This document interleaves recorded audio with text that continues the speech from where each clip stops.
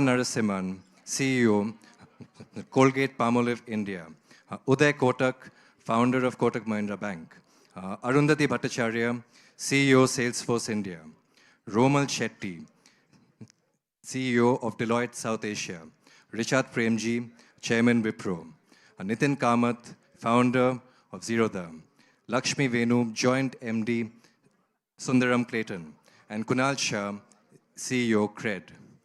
And our moderator for this evening, Shrutajit KK, Executive Editor of the Economic Times. Before we start the panel discussion, I would like to request Satyan Gajwani, Vice Chairman of Times Internet, to deliver the welcome address.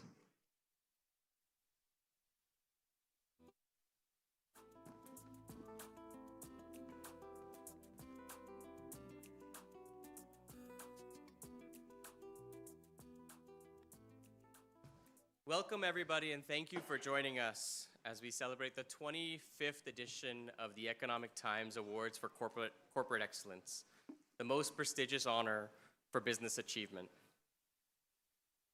The world over, economies and politics are volatile, and yet, when we look at India, it is remarkably stable, optimistic, and exciting. There are real gains that we're seeing happen in our economy here. There's real economic growth, there's value creation in our markets, and we have a thriving startup ecosystem. The World Bank, in its mid-year review, listed India as the second fastest growing economy in the G20 and more than double the average growth of the average emerging market in the world. At India's scale and size, this level of growth is significant. Goldman Sachs has recently said that by 2075, India should become the second largest economy in the world. It's particularly exciting when we think about the level of talent and capability that we have in our country. We have the largest pool of English STEM graduates in the world, and a powerful youth that will grow and power our economy going forward. Most exciting is the growth and potential that we have thanks to our infrastructure. Our physical infrastructure is resilient and strong, with thousands of kilometers of roads being laid and world-class airports being developed all around us. But more exciting than our physical infrastructure is our virtual infrastructure. Today, we are the world's envy in terms of our digital platforms and capabilities. We have over 1 billion Aadhaar registrations, and last year, over 75 billion digital payments happened through our stack. The most developed economies in the world are envious of us and set India's platforms as the benchmark that they want to achieve for their own markets. Best of all, this infrastructure that we have is not just empowering, but it's enabling all facets and all segments of society in India, and it can be a true enabler of inclusive growth in our country.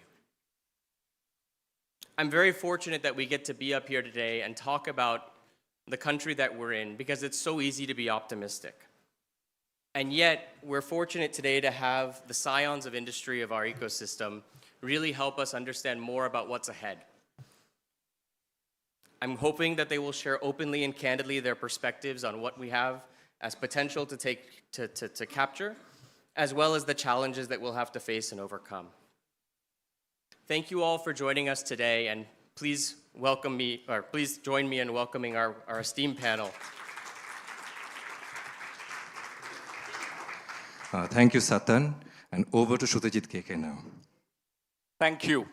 Ladies and gentlemen, good evening. Thank you so much for joining us today, and it's a real delight to be in conversation with such a star-studded panel.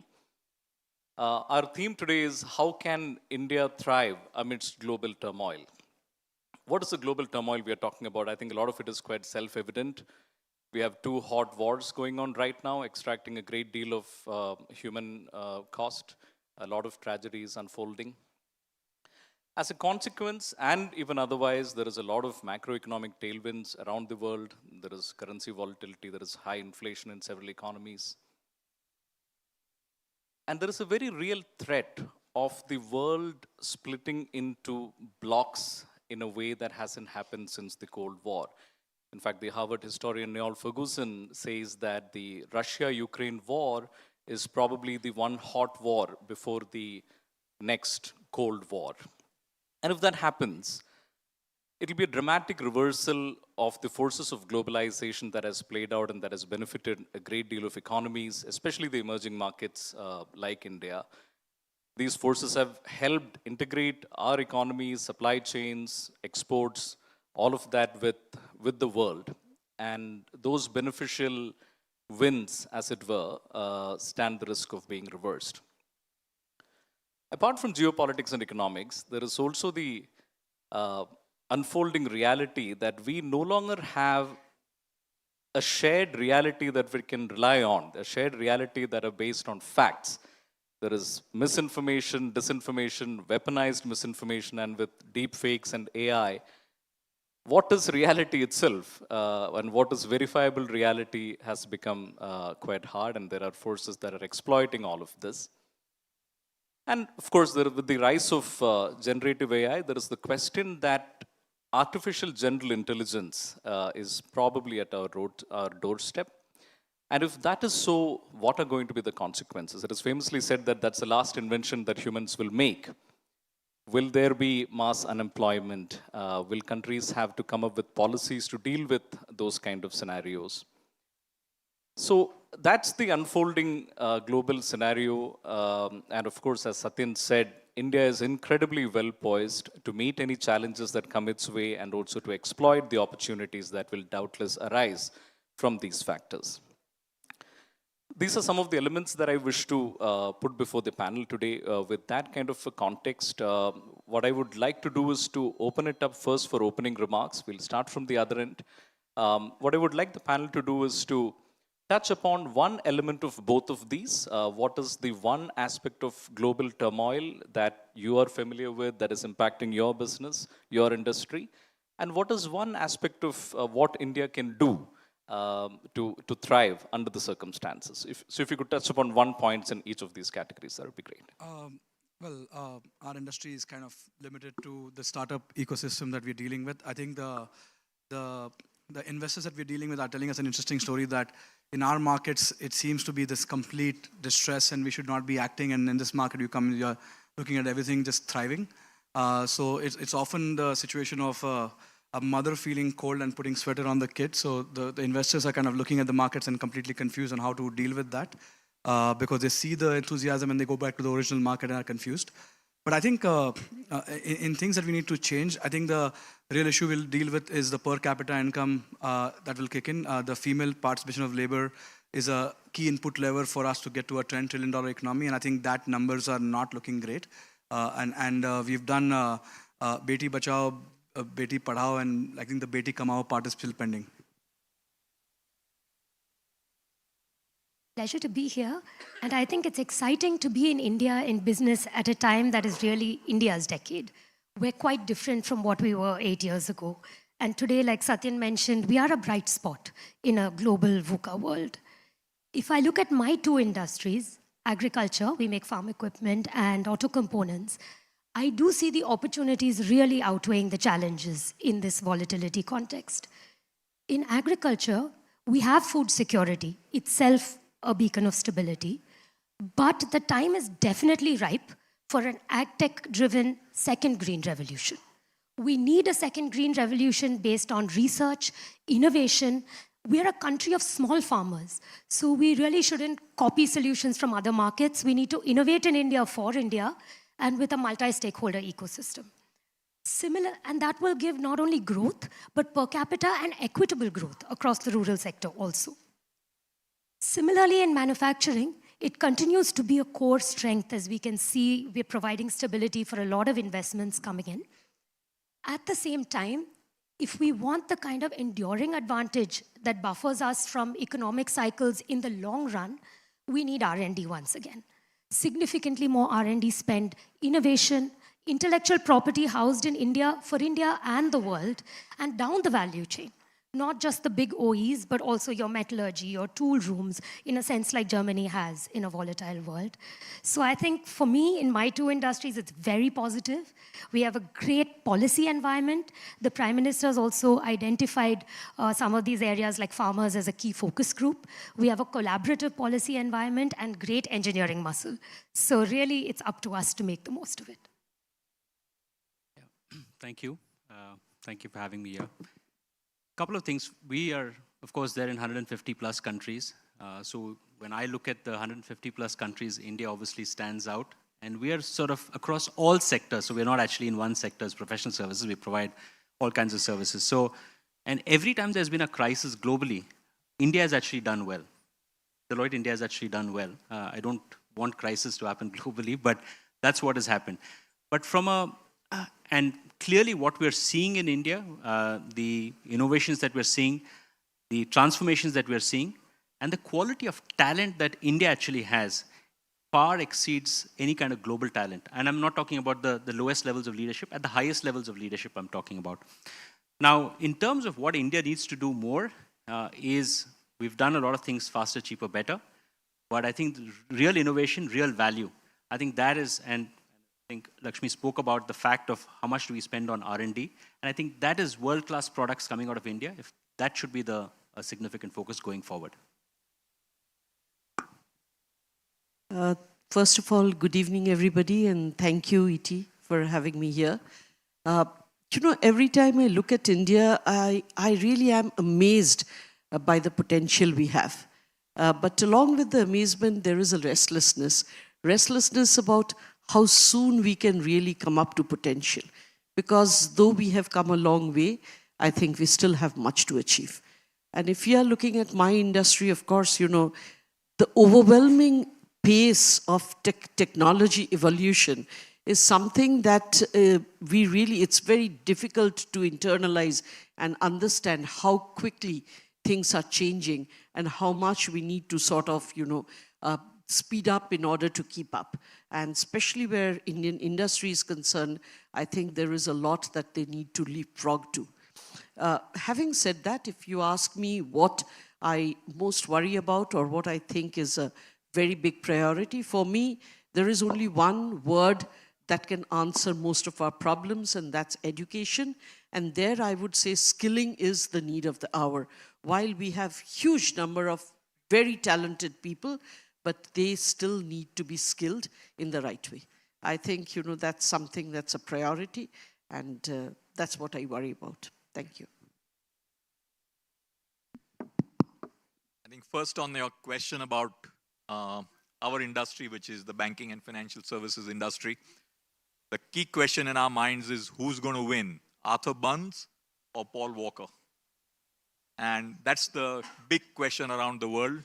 Which way is inflation going to go? You sleep at night, you feel inflation is coming down. You wake up in the morning, it feels like it's going up. And at this stage, fog chal raha hai ki inflation kam ho raha hai. Who knows what's it going to be next week? So that is one big thing out there which will drive global inflation, global interest rates, global growth. The second one in our industry is how fast are we disrupting ourselves? If we don't, customers will make sure we are out of business. We better get our act together and fast as we can. These are the two things in our industry. On the broader India scale, I think there are three important points which I think India really needs to strategically take forward, and we need to think about it deeper. One, we have the heft on the global scene. We've reached scale and size, but we need to, for anyone to be a sustainable power, it has to be disproportionately powerful militarily and defense. And India is spending a hell of a lot of less money compared to what it needs to do on the defense side. True power comes first and foremost of all from military power. So I think we need some ways to go that, and that will mean significant budget spending. Second important point in that context is the world's pretty clear that the planet Earth is in trouble faster than we are able to sort out our differences. And therefore, sustainability is going to be the big agenda for business opportunity and for finding ways of gap funding to save planet Earth. That is going to be a big priority, and India will not be able to say, oh, our developed countries have sort of use the planet so long, and therefore we don't have the luxury of time. And the third one is for India. For all the wonderful things we are doing, we need to get our trade competitiveness up. At $100 billion negative trade deficit with China, we have our work cut out.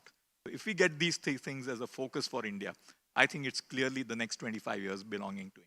Thank you. I think many points have been made. I just want to make a few points on why the fundamentals are in place and what are the trends and why India is well positioned in that environment. The last decade, I think, we have gotten a lot of things solved. We have a very strong policy environment. And our banking system is very, very strong today. I think very stable, well managed. Corporate balance sheets have been delivered by and large. And even the mood in the country is very, very positive. Consumption is going up. So all the data points indicate that you've got a very solid base from here to take off. To my mind, there are 4 trends. The first one is, you call it digital or artificial intelligence or whatever. By far, India probably has the best digital public infrastructure. And we have leveraged this digital public infrastructure and have done national programs of mass scale, which you cannot find too many examples around the globe. So this backbone will play out in creating new business models. There will be more startups and also more delivery models even in established companies. I don't want to get into that, but we can talk a lot about that. The second one on energy transition, our energy today, what we spend, will quadruple in the next 25 years. That's the kind of demand. We are probably the only nation which will produce all the renewable energy for additional growth and not for replacing coal energy. So it's always easy to support growth than go back and replace, shut down something and substitute it with new energy. So I think the energy transition is a very exciting thing, and I don't think we will just stop with solar and so on. There will be more technologies that will come. Definitely hydrogen will come, but there are many other things will come.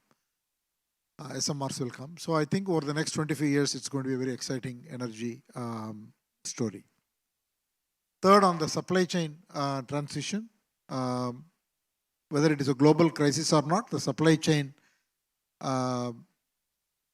of global companies requires a very strong base in India, and we are seeing that. It will happen in batteries, it will happen in electronics, it will happen in semiconductors, it will happen in pharma, it will happen in materials, it will happen in biosciences, food. So I think this opportunity is enormous, and this is happening now. There is no question that there is any doubt it is happening. And in fact, you're having to let go projects because you can't do everything. I think funding is required. More money has to come in. For that, the execution has to be better. Investors have to see returns. And one thing that probably you will bear me out on this, usually the rupee returns don't translate to dollar returns, but currently it seems to be happening pretty much close. So this should be exciting for many of the international investors. So I think those are the things. And what we need to do, I can speak, but I'll leave it now and come back later. Thank you for having me, Shujat. I think the big opportunity India has is to be the talent destination of the world, right? And if I just look at tech and tech-enabled services, today we employ about 5.4 million people across the country. If I look at that number, 10 years ago, it was half that. I think it'll be double that in the next 10 years. And the profound change that has happened over the last 3 or 4 years, I would argue, is that people came to India historically for cost and they stayed for quality. But people today are coming because that's where the talent is, and it also happens to be cheaper, right? So how do we maintain this advantage? I think we've got to be very purposeful and obsessive about skilling and reskilling, right? And that requires a lot of partnership between academia, between industry, and between government.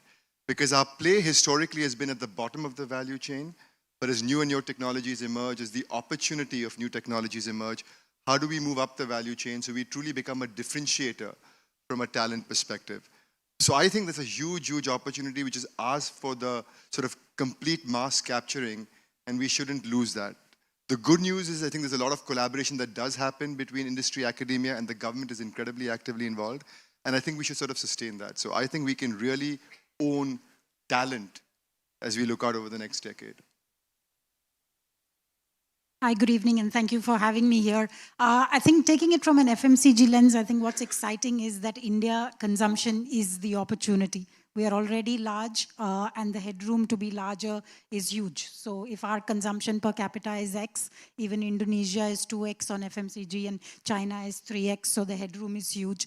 I think the second great thing is that most FMCG companies make in India for India, and therefore are relatively insulated from some of these larger happenings. And just from a perspective of what we should be focusing on, I think as we get India from this X to 2X to 3X consumption of FMCG, we are going to see waste and pollution increase. And how do we manage that as we still drive this growth, I think is one of the challenges that we need to work together to solve. Yeah, thanks for having me here. Talking about our industry, which is, investments and trading, etc. So the last 3 or 4 years has just been phenomenal. So no way in hell I would have thought that this is possible. I think one thing that stuck out in the last 4 years is how our market infrastructure has done. People would have questioned if we can actually scale. I think thanks to the digital infra that's available, thanks to how the exchanges, the depository, the entire ecosystem is set up. The fact that in March of 2020, the entire capital markets worked without even all the volatility, and we turned out okay. So I think it's been good time, but at the top of all bull markets, it feels like good times. I think one of the things that bothers me is the fact that the markets have grown so much, and there are a lot of people who come to the markets, so maybe with the wrong expectation that you can somehow make quick money in the markets. Maybe platforms like us have to do more to help our customers do better with money, because today a lot of platforms have taken a stance of just being a platform, saying we enable transactions. So you can take the easy stance of saying I'm not really involved in decision making, but I think the onus is on platforms like us to help people who are coming to the markets to help do better. I think what India truly needs is an advisory network. For a country of 150 crores, we have 1,000 plus advisors. And I think more.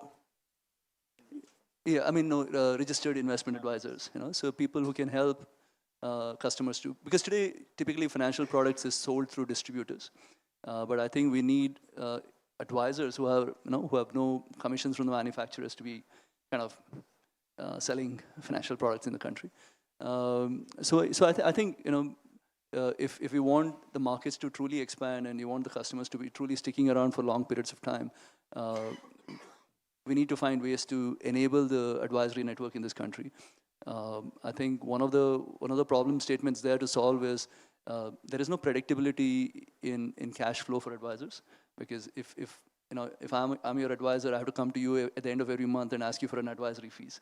The way they've solved it in the US is to have a structure where the broker acts as a custodian, and the advisory fees can go from the custody itself. So maybe structures like that is required, but we need to do whatever to help figure how do we take this 1,000 advisors to maybe, like for a scale of this country, I think we need like at least a few 100,000 advisors.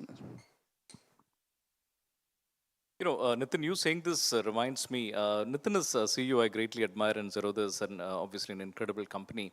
But he keeps trying to tell the world that take it easy, don't be so exuberant, and no one seems to be listening to you. Yeah, no, I mean, I think, if I think about business like a long enough horizon, if you're not kind of thinking about just the next 3 months, 6 months, but if you're kind of thinking about the next 5 years, 10 years, you don't want customers to come churn out and not do anything through their lives, right? I mean, you want people to be active in the markets because the way market expands is through word of mouth, right? You can do all the advertising in the world, but truly the way it spreads is word of mouth. I mean, I'm investing, I tell my friend, and the friend says, oh, where are you doing? What are you doing? And so you want that to continue happening. And that means you need, because otherwise if you see, historically in India, what's happened is that at the top of every bull market, we had a large participation, but who all disappeared very quickly after that. You don't want that to happen the next time around. And so I mean, if I think, every platform, everyone in the capital market should be talking exactly what I'm saying because if you think long enough, we need people to be active in the markets for long periods of time. I mean, it's amazing that you speak the truth in the media. We are used to CEOs who tend to downplay the risk factors of their company. And here is a CEO who's calling attention and saying, hey, you think there is no risk, but actually, our business has all of these risks. That's wonderful. Mr. Chandrasekharan, I want to come back to you. You gave a really good recitation of the advantages that India has right now. What would you say are the risk factors that we should watch out for? I think geopolitics is always a risk factor, so nobody can predict. I think when the Russia-Ukraine happened, that was a shocker. And actually, we all were coming back to normalcy after COVID, thought that life will move on. Then the Russia-Ukraine happened.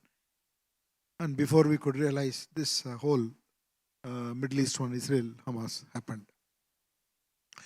So we got to watch the geopolitics because the geopolitics has a lot of implications on commodities, on oil, and many factors. Anything that happens in the geopolitics can substantially alter your supply as well as input costs. So that's one big risk. The second risk I would say is execution, because there is so much happening in India. Even if you take a banking sector, Uday is here, so I should probably not say this example, but I'll take the risk here. I think we have a asset book size of about 200 lakh crores, something like $2.5 trillion. If you assume, see, India has grown in the last 25 years at a CAGR of around 6.5, 6.6%. That is when we didn't think that we were doing well. Now everything is positive. Consumption, domestic economy, exports. So even if you assume a 7% growth, the assets have to increase by an estimated $400 billion a year. Can we do that? We've got to capture that.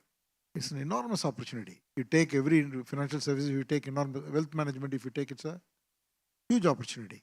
There are numbers, all the numbers are just mind-boggling. What every year we have to add in order to be able to meet the demand. You take that, Tata Tech IPO. For a very small retail book, the number of applications, so there's appetite, huge appetite. So if that kind of appetite is there for investments, how are you going to capture?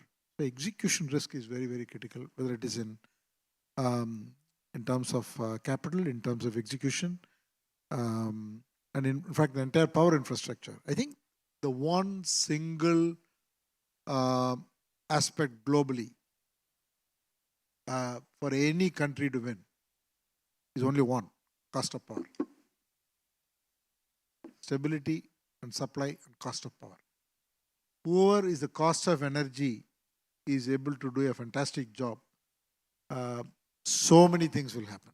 So if given our demand in power sector, um, we have to do a lot in terms of the grid, in terms of the transmission, in terms of the true renewable power. So execution is and then Uday talked about defense investment. So there's going to be a significant capital that's going to be required. So there is a lot of opportunity. I mean, it's no-brainer to say that it's going to happen. So whoever is willing to participate is going to participate, and whoever is going to be hedging their bets may lose out, but at the same time, execution. I want to ask you about manufacturing, and your group, of course, has many great manufacturing businesses. How are we doing on manufacturing? We've seen some early success in, say, electronics manufacturing under the efforts that have recently been made, including with PLI and so on. What's your prognosis for India's efforts in that area? I think advanced manufacturing is happening. See, the problem is, if I can be critical, the problem with media,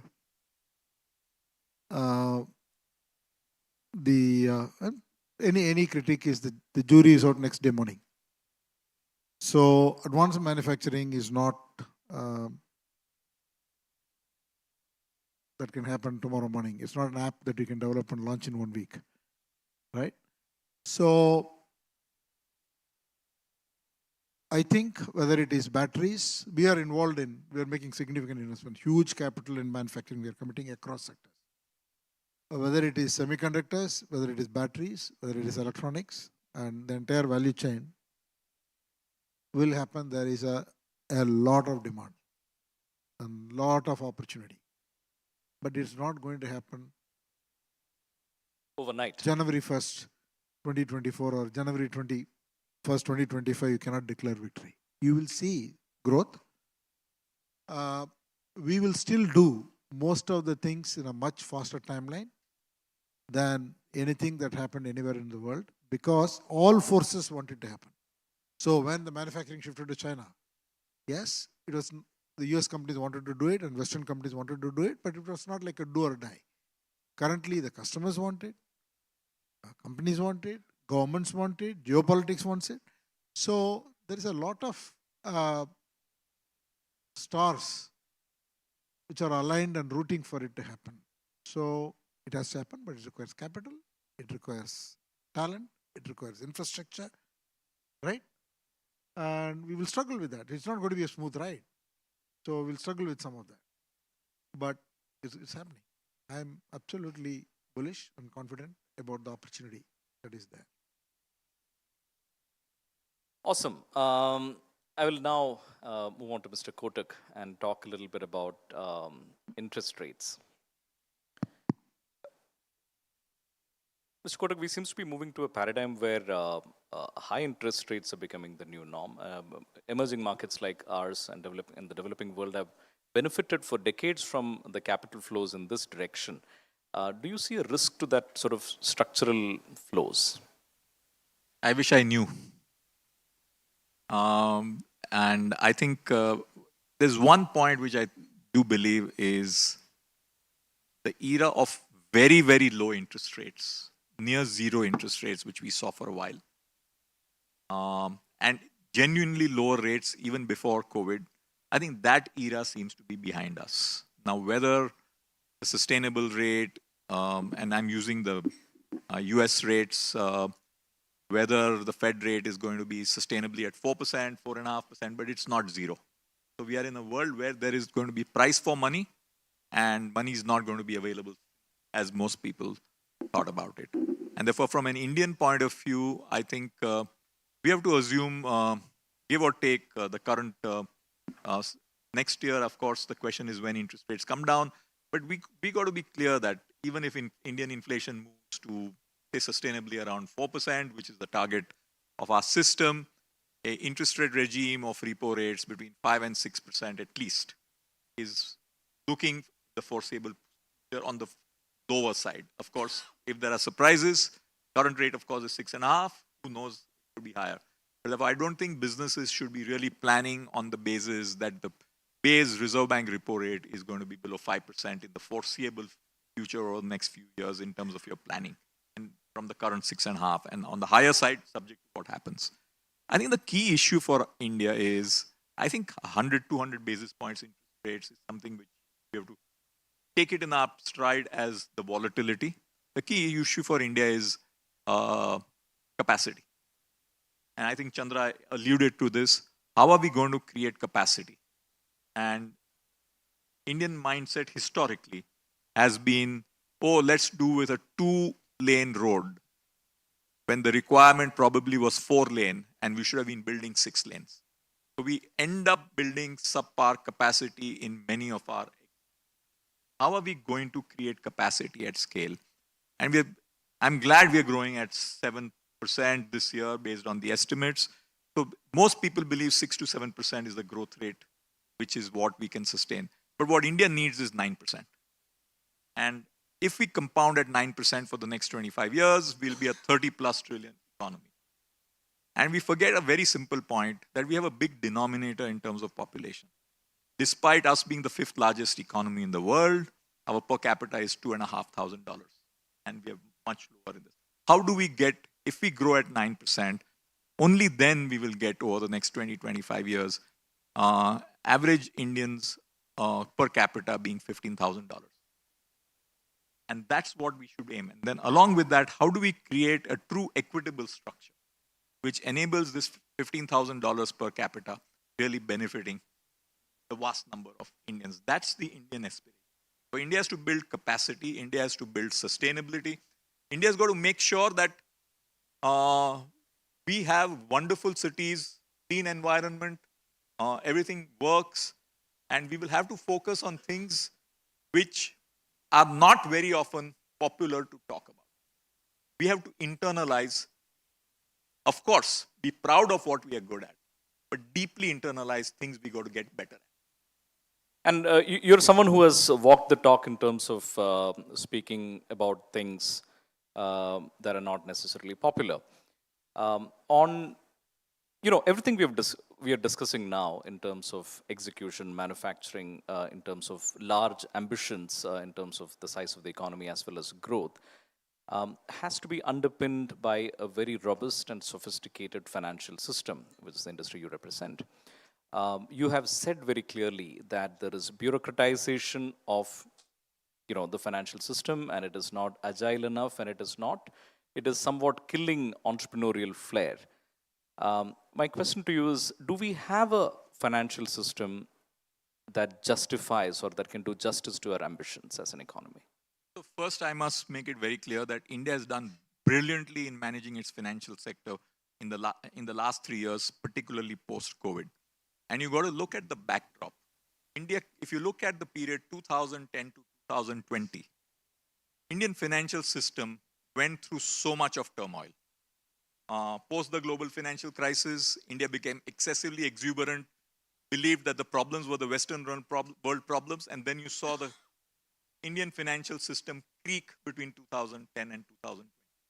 And therefore, from a policy point of view, I can understand clearly that the first thing you needed to do is to make the system safe and sound. And I think we have done a very good job at making the system safe and sound. And kudos to the policymakers and the regulators across the board for really making Indian system solid. Financial stability of the Indian financial system is in great shape.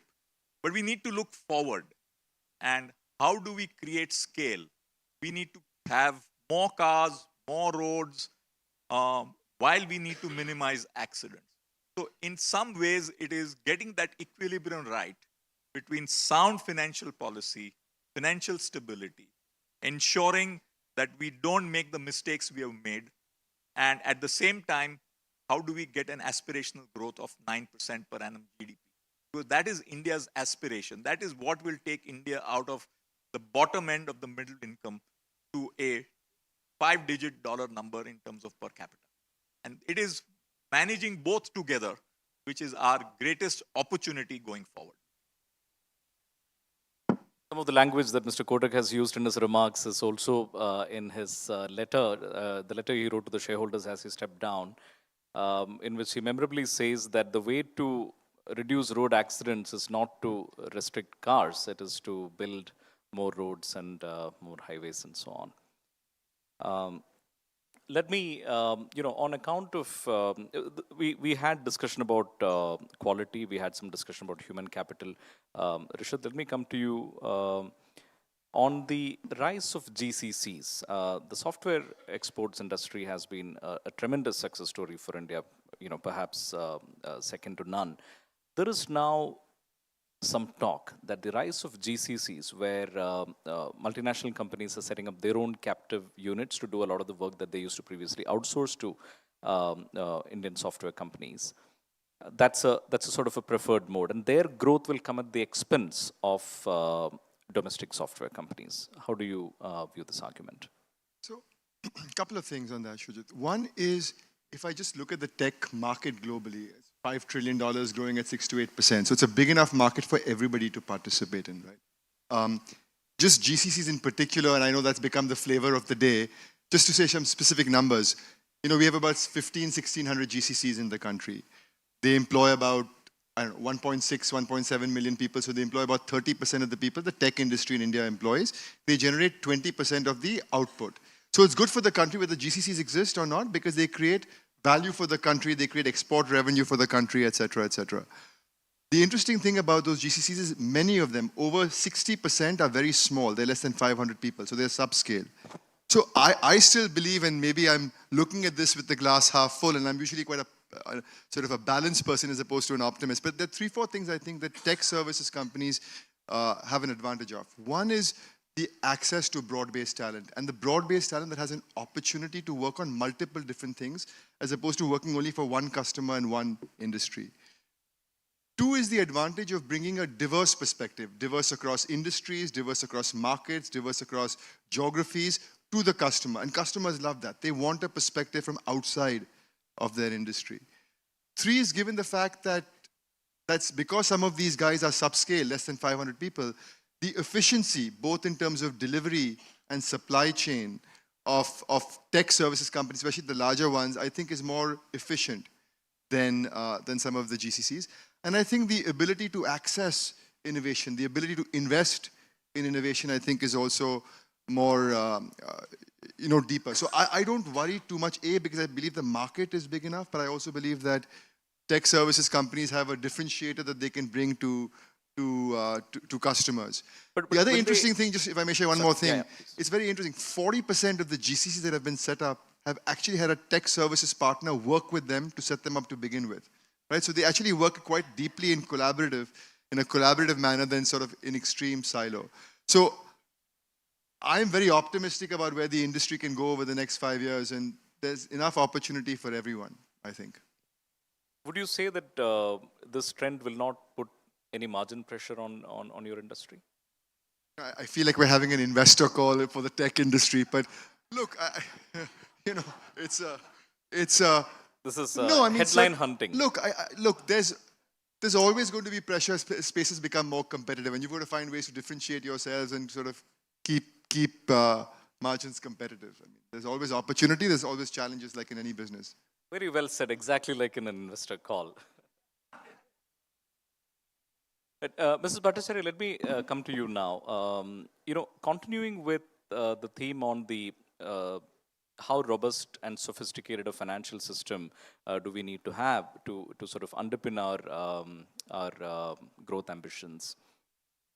What are the changes you would say we need? Do we need capital account convertibility? What are the specific changes you would say we need to make into our financial system to better support our ambitions? Uday has already talked about how important it is for our country to be really underpinned by a very strong financial system. And I would say that that needs to be supplemented with a very strong underpinning of technology. So while capital is obviously, one of the things that's very much required for any kind of enterprise, no matter whether it's financial or otherwise. But I think today what we really need to understand, and this is something that I'm seeing at very close quarters, and it bothers me every day, is the kind of tech evolution and where we are in it. If you look at generative AI, yes, there is a lot of hype about it, and people feel it's like one of those blockchain stuff, that's here today and maybe gone tomorrow. But let me tell you that that is not the case. This is something that is going to change every single space of work in a very different way. AI has been around for a very long time. So what's different about Gen AI? Why are we saying this when AI hasn't made that big a difference? The major difference is that AI was something which depended upon data being structured, and also while you are accessing that data, you had to do it in a particular computer language, so again, in a structured manner. What Gen AI does because of the large language model is, it allows democratization of input as well as output. So the models, they are able to take in data, even if it is unstructured, as long as it's written in a language, natural language, it is able to take the best out of it. And therefore, the number of data points that it can handle is in billions and billions of them. Okay? So to that extent, it gets that kind of intelligence.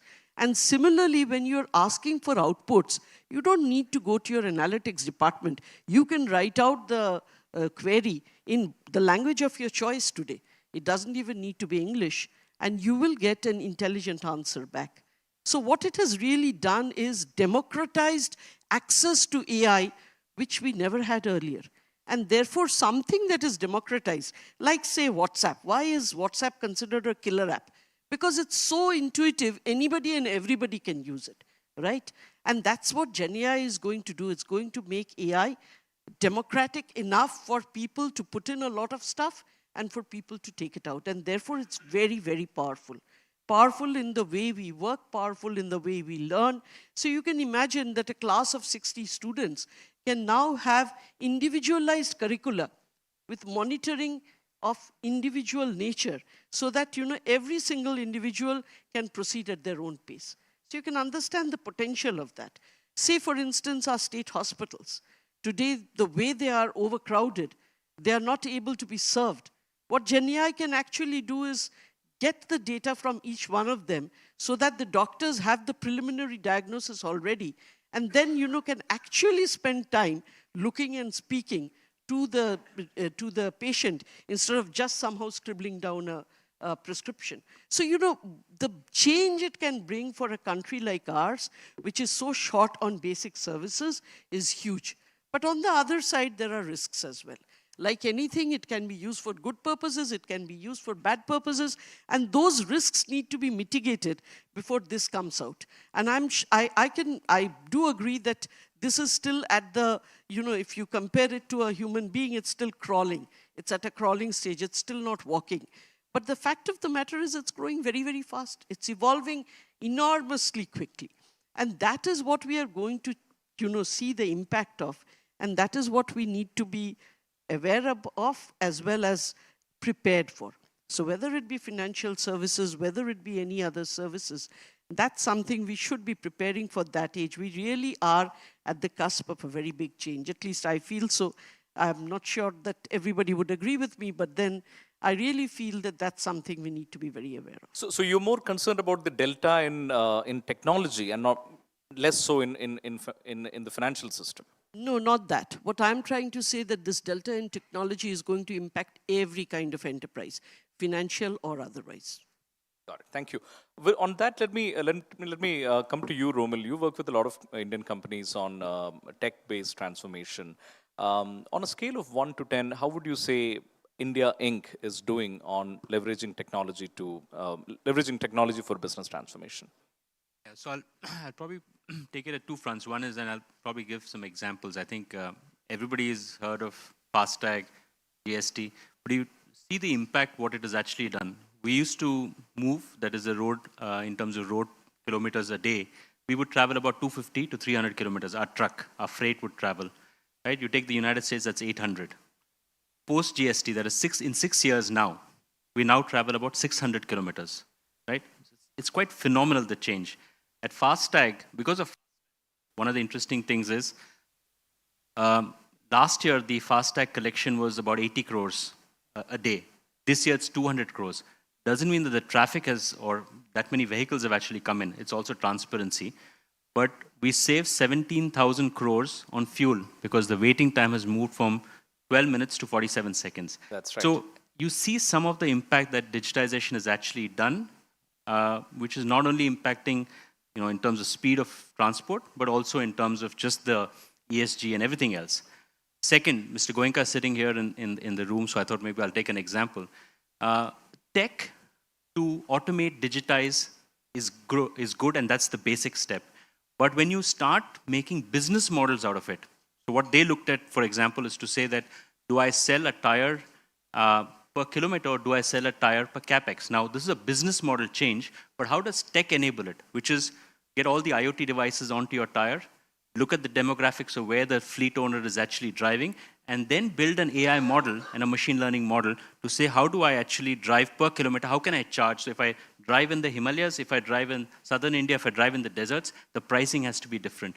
So that is what India Inc. is slowly starting to do. And not just the automation, digitization is, of course, very important. But the third is also the India stack. Right? I mean, you really look at Jio in some sense, the telco war. Using the India stack, the number of subscribers they were able to get it done wouldn't have been possible without using that. So that integration into our business and business models is something that we see a lot more happening. And India is now running some of the really significant transformation. Even the government, I mean, we are working with the government to digitize the parliament. There's no parliament in the world that is as much digitized as India is. And of course, some may believe that why we so transparent, but it's for the right thing. So I think that progress is really happening. If we can integrate a lot more into our business models, I think India will be more successful. Prabha, let me come to you now. And let's talk a little bit about the Indian consumer. We hear a lot about the demand for premiumization from the Indian consumer, that is, from somewhat of the higher strata of the socioeconomic pyramid, and we see somewhat confusing signals from the lower end where there are newspaper headlines every other day about there is some sign of recovery, but there are also signs of persistent sort of distress or plateaued demand. Tell us what the Indian consumer is up to. What do they want post-COVID? Oh, wow. How long do I have? 30 seconds. So I think, firstly, there isn't a thing called one India, right? Obviously, if you cut it by geography, you cut it by demographics, by wealth, by anything and everything, there is an opportunity for India as long as you have a strong consumer underpinning or a consumer insight on which it sells. But if you take a look at what's happening currently, or at least what we are seeing currently, premiumization continues unabated. It grows rapidly. There are enough consumers in this country who have the money and have the propensity to spend as well. And I think there are a lot of businesses chasing those consumers, and those consumers are responding with spending. Equally, at the other end of the spectrum, we are seeing stress in terms of consumers finding it tight, and also having a lot more outlays for their wallet. Like the entire betting/gaming industry didn't exist, and now that's a large industry that's taking up a lot.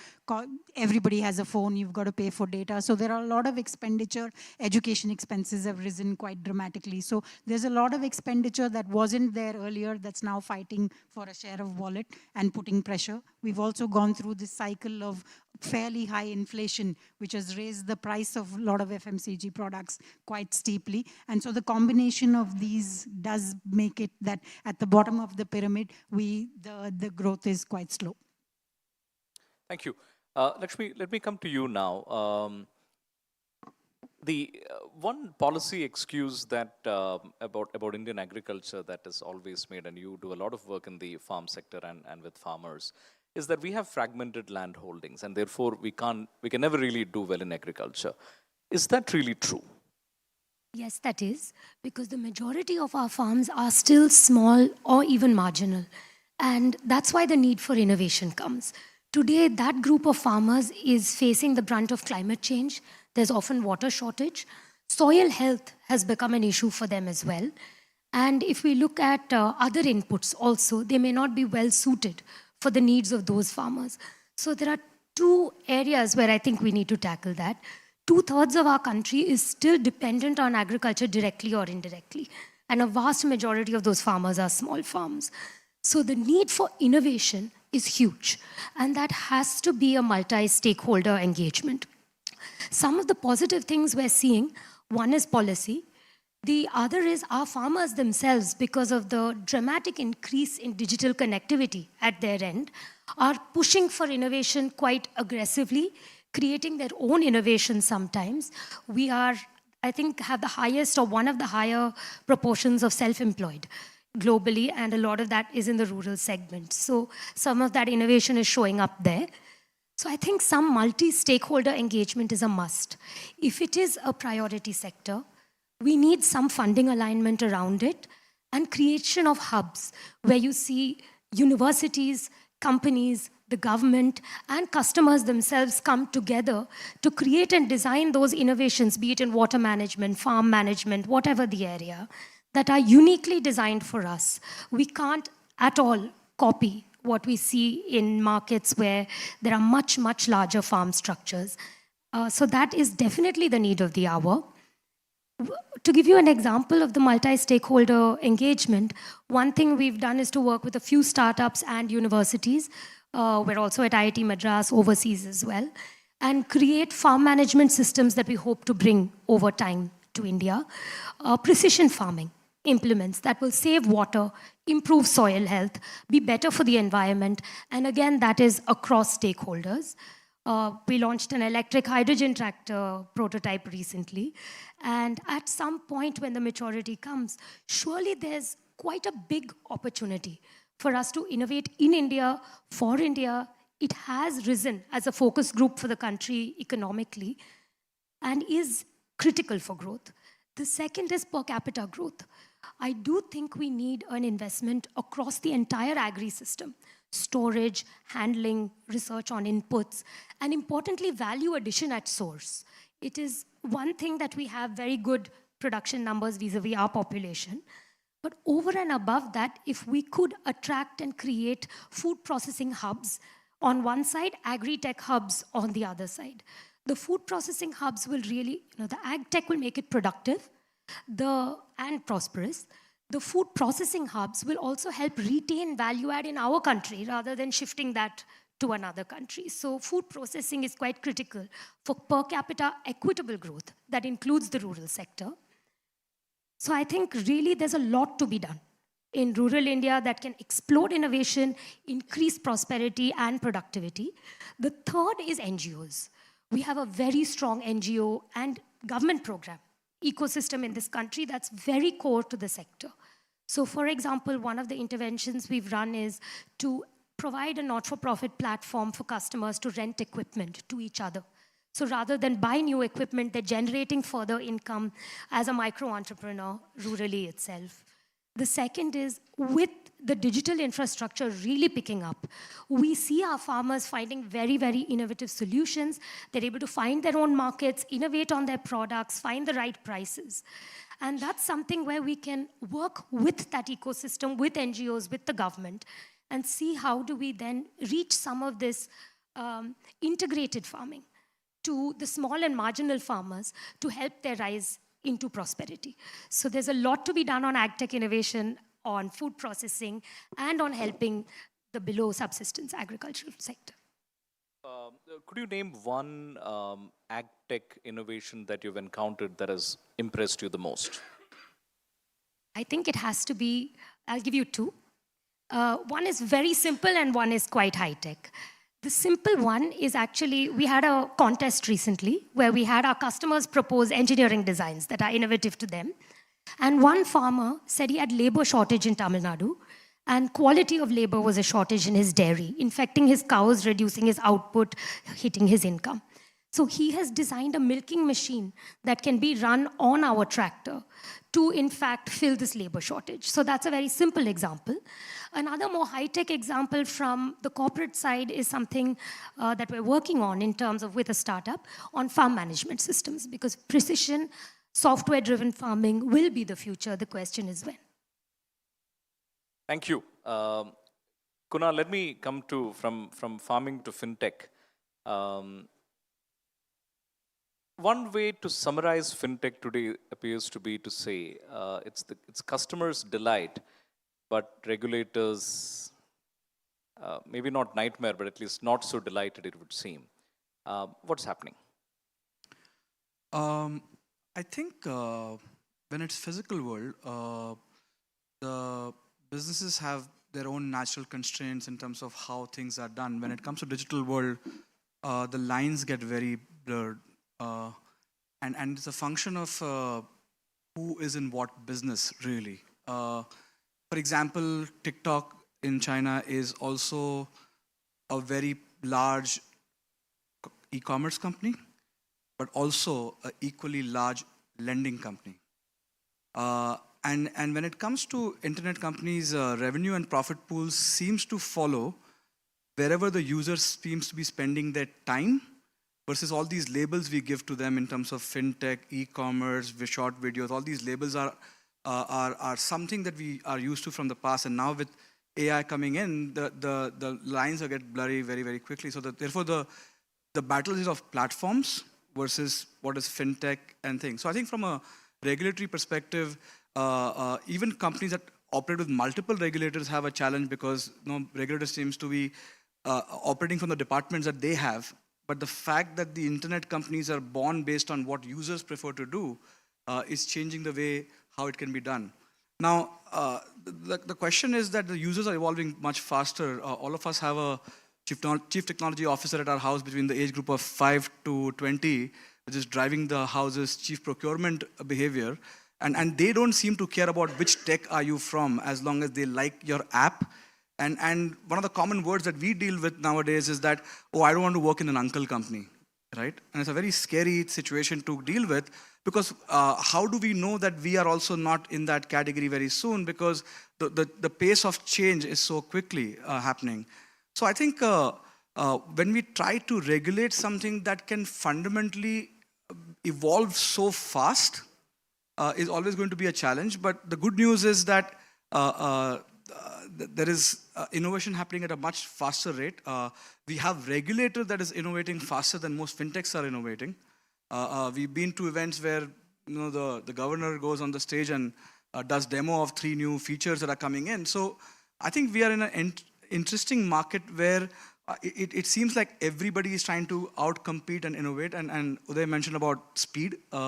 I think even for a fintech founder, we all feel that we are behind 2 years on our execution. And I think it's changing quickly.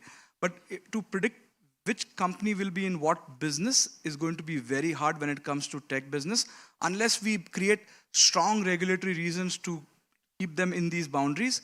But that will stop the innovation, and we'll always be scared of other countries kind of moving faster on some of these choices.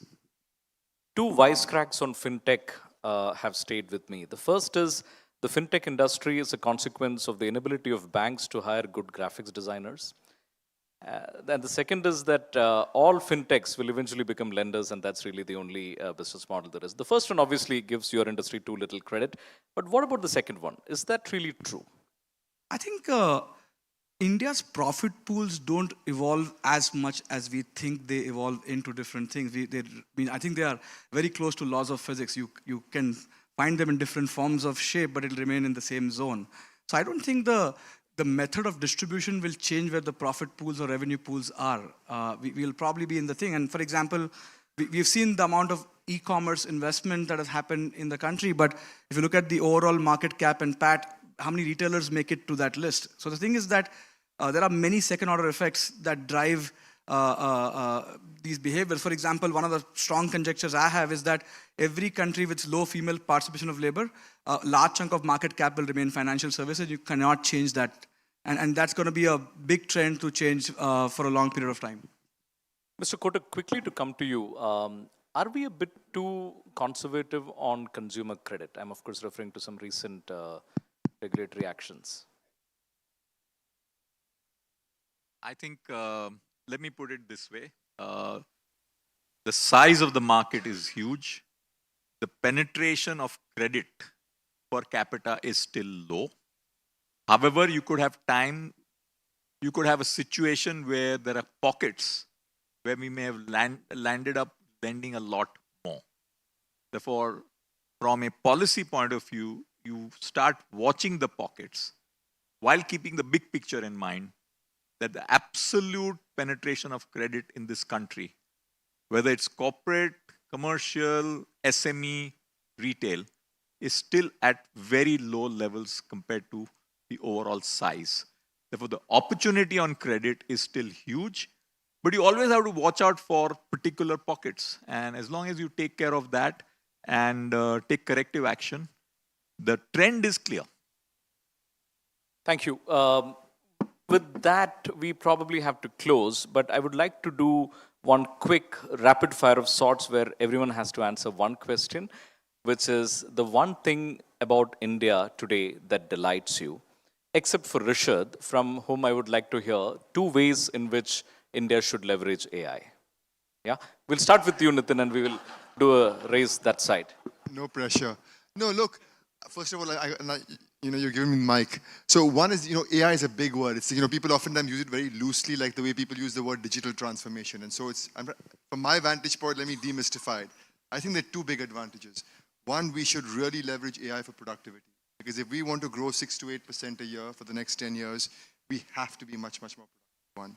2, we can leverage it much more for experiences. And given the paucity of time, I'll talk about the challenges and the opportunity to address the productivity. I think we've got to focus on 2, 3 different things. One is we have to focus on data.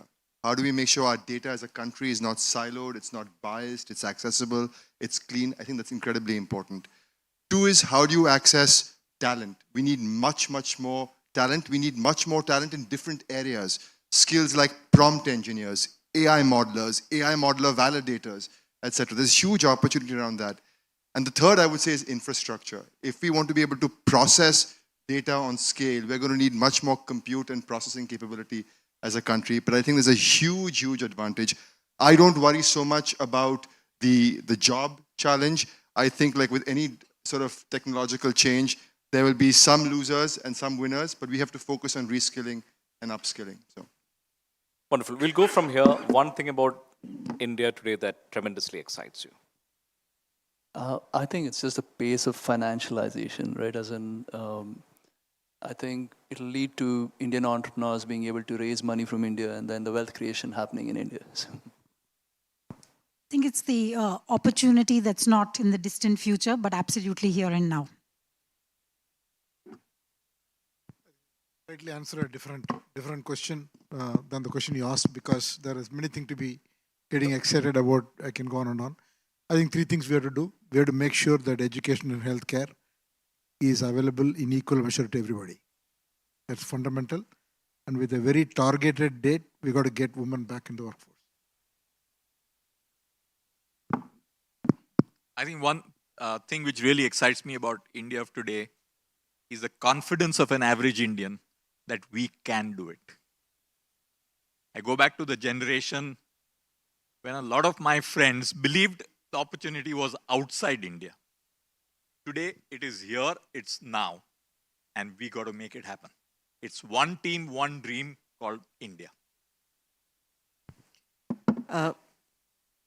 If I may answer what Uday had talked about. Please. And what you said about consumer credit. The fact that, penetration is low, but we may be penetrating in the wrong places. And the question that you asked, Rishad, about what AI can do, AI can actually smoothen that out. Okay. But having said that, what excites me about India, the youth of India excite me. Because of the fact that they are far more aware, they are far more serious about innovating, and their risk appetite is far more. They are willing to go that extra mile. That really excites me. Thank you. Just add on to what Arundhati said, and I agree, but also the youth from tier 2 and tier 3 cities that are coming in. And for me, in Chandrayaan, what was most important was a lot of our scientists were from tier 2, tier 3, not necessarily from the Institute of Science or the Institute of Technology, which means that education is percolated many places. And when we see the youth, their confidence and their hunger is far more. So I think that's what really excites me. Certainly a time where I think we're going to see diverse and a vibrant, inclusive kind of economic growth, should we play our cards well. As one of the panelists mentioned, you see a desire in all stakeholders coming together at the same time, be it policy, industry, across gender, youth. There are, of course, certain interventions to bridge the gap, but I think it's a self-confident India, very well placed globally and geopolitically, and it is a land of opportunity today. the largest employer of India is inefficiency. And I see that it is kind of quickly becoming more efficient with AI and other things. And I think what I see in Indian youth is not having the tendency of relying on just being a job seeker, but becoming a risk taker. And the entrepreneurship culture is kind of real. It was a time where none of the entrepreneurs would ever be known in India. It will be only the celebrities. I think the shift in that direction of what is valued and respected is changing. I think that will be the fundamental building block. Thank you. With that, we'll come to the end of the discussion. And this rather insightful discussion is happening after close to 3.5 hours of jury deliberations earlier today to pick the winners of the Economic Times Corporate Awards, the Economic Times Awards for Corporate Excellence. So thank you all to jury members and all the panelists for spending all this time and giving us your wisdom. Thank you all for being a patient audience, and do stay with us for cocktails and dinner. Dinner is mandatory, cocktails are optional. A big round of applause for the panel. Thank